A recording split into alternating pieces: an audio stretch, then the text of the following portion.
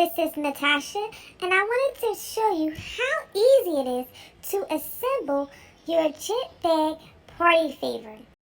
As you can see, I went to Etsy, I purchased some commercial use images. I will be using Adobe to design my bags and Microsoft Word to print them.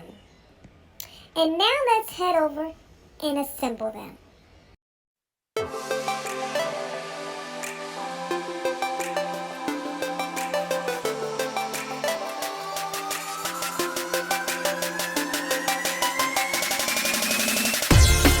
Before you start to put your bags together, make sure you're working with a clean surface. You have your double-sided tape or hot glue gun, scissors, and or a paper crimper. Once you have all your items, you're now ready to begin. And you will notice in this video, I will use two different techniques, but you're more than welcome to find the one that works best for you. As always, thanks for tuning in.